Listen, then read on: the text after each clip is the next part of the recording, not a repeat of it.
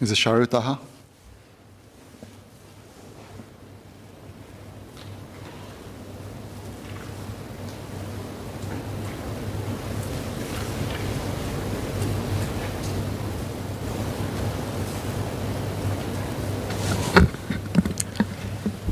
Thank you, Mr. Speaker, sir.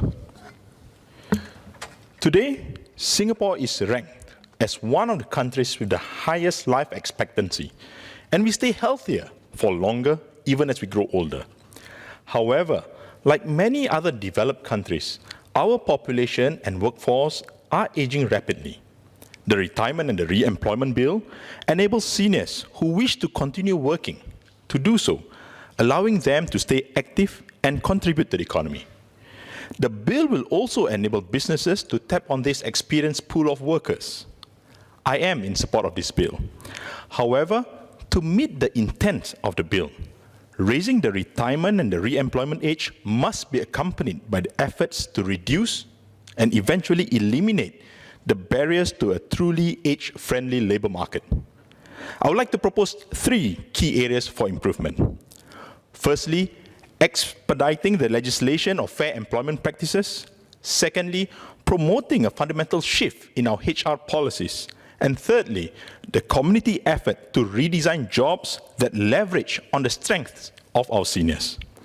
And let me touch on each of these key areas.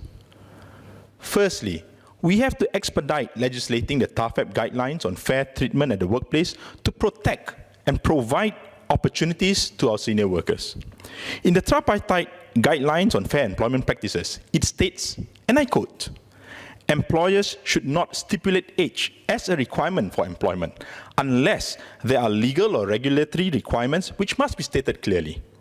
Words or phrases that suggest preference for job candidates of a particular age group should also not be used in job advertisements.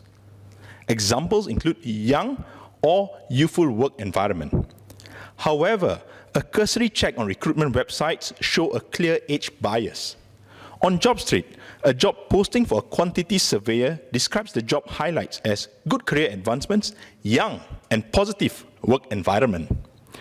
Earlier last week, just last week, posted on the 25th of October, a recruitment ad for a part-time horticulturalist states, looking for part-timers willing to work in a young and fun environment. These are just 2 of many examples that can be found. Beyond recruitment ads, we would have heard anecdotal stories of how seniors were asked pointed questions about their age at job interviews, leading to a common perception that their age hindered them from proceeding further and securing the job. During our MPS sessions, we would have also come across older workers who felt that they were forced to retire as they felt that employers assessed their suitability for the job was based solely on age, rather than the objective assessment of their job performances or relevant health conditions. Some also highlight that they were subjected or they felt that they had unfair re-employment contracts as they were offered re-employment with the same job scope while receiving a lower remuneration or benefits package.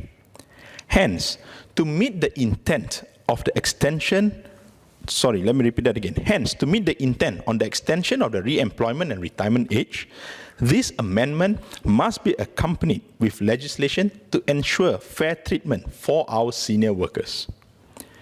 In a recent discussion about retirement and re-employment with the residents in Pasir Ris, Ms. Judith highlighted the common question of whether it was a case of have to work or want to work for our seniors. Residents Raymond Pua and Charlie Cheong shared that in addition to protecting and providing opportunities for our senior workers through legislation, the best way to secure re-employment is to upskill and remain relevant in this job market. Mr. Raymond Pua even shared that he took the opportunity cost of foregoing overtime pay to upskill and better prepare himself for retirement. Educating employers and legislating fair employment practices will provide opportunities for seniors who have to work.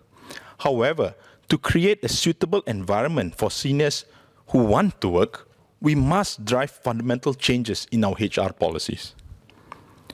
To better prepare our senior workers, employers must deliberately engage them in a structured career planning conversation well before retirement age.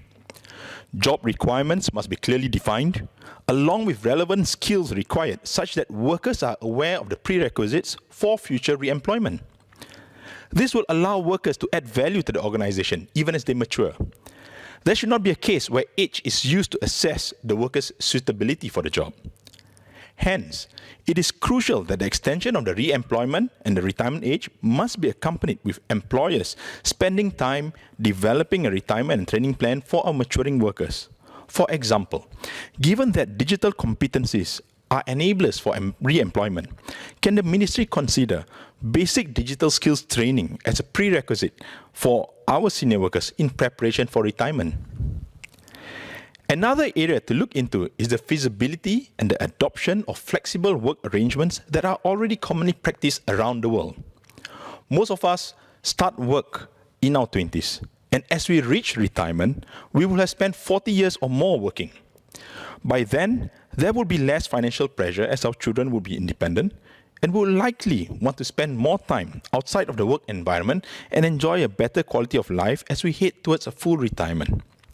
Hence, it is understandable that our senior workers want to continue working, but with a more flexible work arrangement more suited for their life stage. How do we promote companies to consider flexible work arrangements, such as shorter work weeks, part-time employment, or even job sharing between two or more persons? That brings me to my third point on redesigning jobs to leverage on the strength of our seniors instead of their weaknesses. I'm sure many of us have heard our seniors share their struggles to find employment opportunities outside of roles such as cleaners, security guards, and other labor-intensive roles requiring long work hours. Let me clarify that there is nothing wrong with these jobs per se. However, they can be physically demanding and require long work hours which do not play to the strength of our senior workers. How can we come together as a community and provide jobs that leverage on the strength of our senior workers' knowledge, experience, and wisdom instead? What have we learned from the past 20 months, where many of us have been able to work productively from anywhere and at any time? Can we look into these remote and flexible work arrangements to ensure that our senior workers have more re-employment options? Can we employ our senior workers to conduct virtual training classes to share their intrinsic industry knowledge, or provide virtual customer service assistance, virtual consultation, or even virtual career coaches? We can even harness technology to redesign jobs for non-PME roles as well, such as helpline operators for car park gantries, or monitoring lift performance and dispatching teams for lift maintenance, which they can easily do from the comfort and safety of their own home.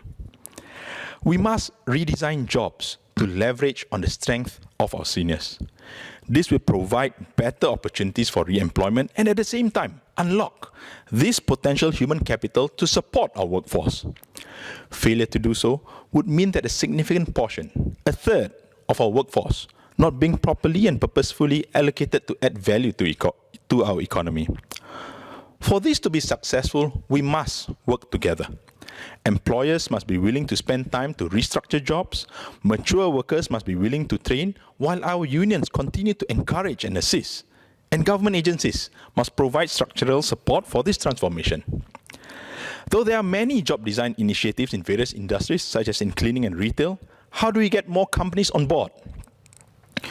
Of the 500,000 businesses and business entities in Singapore, how many are actively looking at job redesign to hire more workers?